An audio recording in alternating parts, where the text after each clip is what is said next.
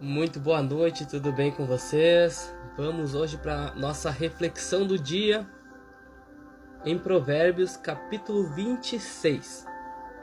E nesse capítulo, a gente vai ver que há repleto de sabedoria prática aqui também, mas ao mesmo tempo, aqui, essa sabedoria, ela contém um pouco de ironia em alguns exemplos que ele vai utilizar aqui do dia a dia, mas também alertas muito fortes contra o tolo, a sabedoria, onde ele faz esse paralelo, entre a pessoa tola e a sábia, o preguiçoso, e também vai falar contra o mexeriqueiro, o enganador, fofoqueiro. Então esse Provérbios ele vai trazer alguns alertas bem interessantes que eu marquei aqui para a gente refletir juntos, tá bom? E a gente vai começar nesse verso 1 e o verso 11, onde vai falar sobre o tolo e a sabedoria. O verso 1 diz: como a neve no verão e como a chuva na cega, assim não é conveniente ao louco a honra. E o 11 diz: como o cão que torna ao seu vômito, assim é o tolo que reitera sua estultícia. Então aqui são versículos que estão nos mostrando a incompatibilidade entre a sabedoria e o comportamento de uma pessoa tola, entre o sábio e o tolo. A repetição de erros, a incapacidade de ouvir conselhos e a arrogância são marcas de quem não aprende.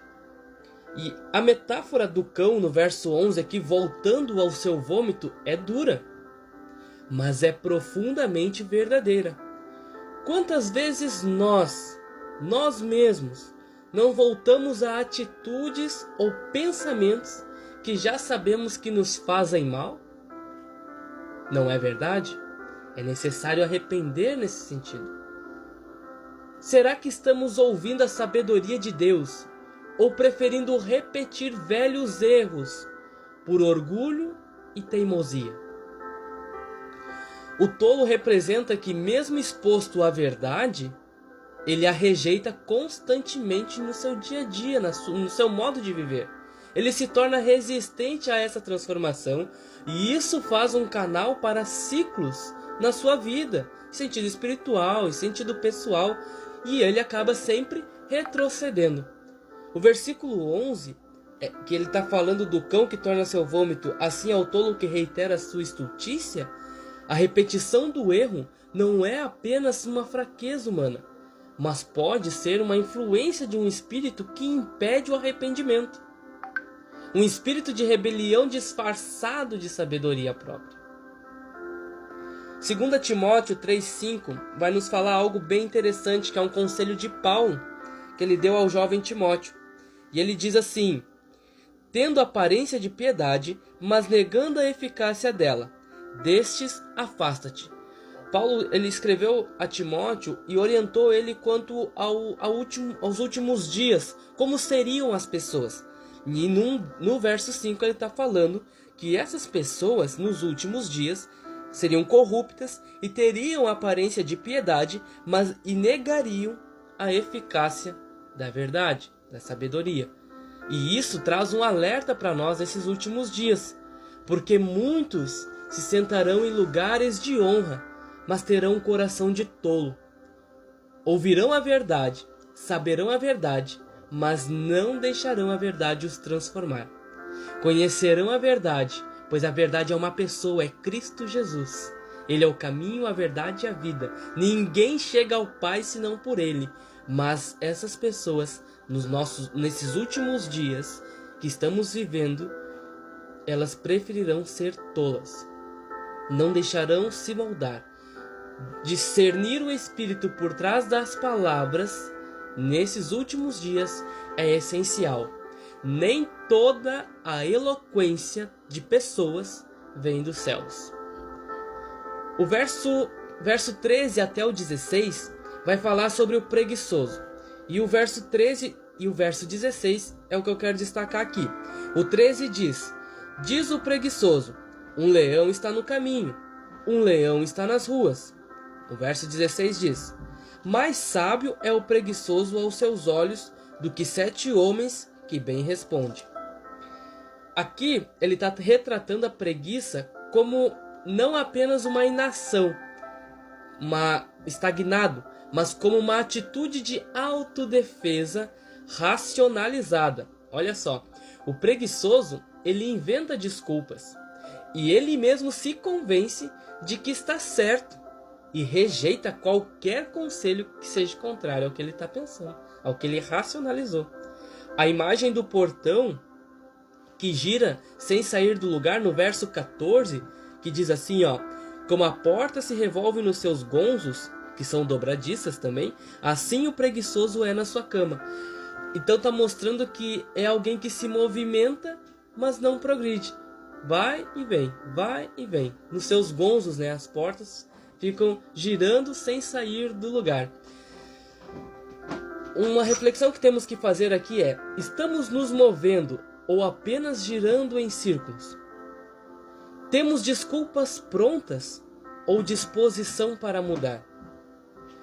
O trecho aqui está descrevendo uma geração paralisada pelo medo, procrastinadora, cheias de desculpas.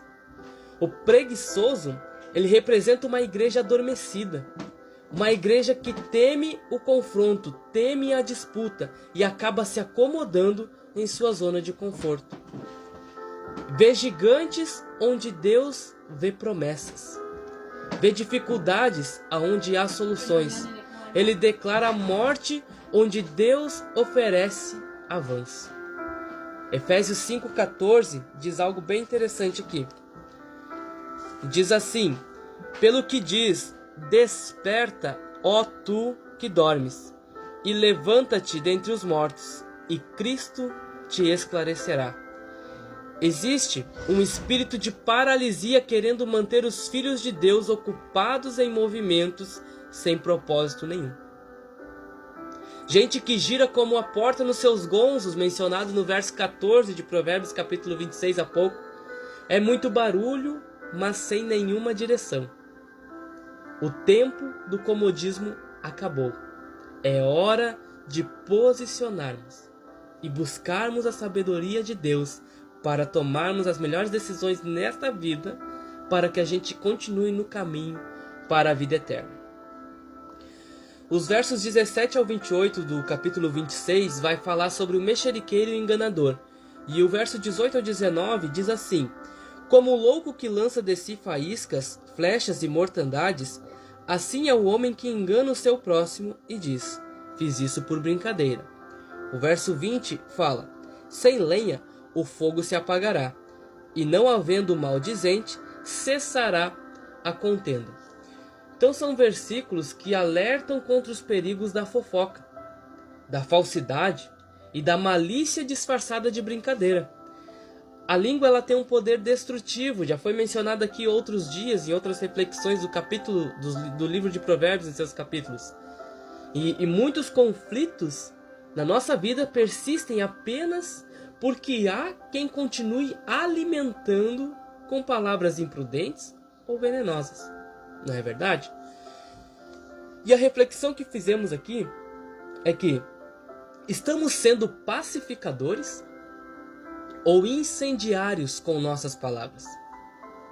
Usamos a linguagem para curar ou para ferir? As palavras, ela têm poder criativo e destrutivo. E aqui há uma revelação que há pessoas sendo usadas para manter acesas as contendas e divisões na igreja, no corpo de Cristo, na família também, na nossa vida pessoal. Existe isso. O mexeriqueiro é como o diabo, o acusador dos irmãos, que lança suspeitas, provoca divisão e se esconde atrás do foi só uma brincadeira. Tiago, capítulo 3, o verso 9, nos alerta contra essa questão da língua, né? Porque ele diz assim, capítulo 3, verso 9 de Tiago, diz: com ela bendizemos a Deus e Pai, com a língua, né? E com ela amaldiçoamos os homens, feitos à semelhança de Deus. E aqui há um alerta que Deus está trazendo juízo sobre palavras semeadas em oculto. Línguas usadas para manipular, para caluniar, para dividir, serão pesadas na balança de Deus. Por isso, este é o tempo de santificação dos nossos lábios. Que o Senhor tenha misericórdia de nós, que possamos a cada dia ser moldados à sua imagem e semelhança. E concluindo aqui, meus irmãos, Provérbios capítulo 26 é como um espelho que nos desafia a olhar com honestidade para as nossas atitudes. Será que temos agido como tolos na nossa vida? Preguiçosos ou maldizentes? A sabedoria bíblica está nos convidando a buscar o discernimento, a humildade e o domínio da nossa língua, das palavras. São qualidades hoje raras no mundo, mas preciosas para uma vida em comunhão com Deus e em comunhão com os nossos irmãos no corpo de Cristo. Amém, meus irmãos? Que Deus te abençoe e te guarde. Um forte abraço, uma boa noite.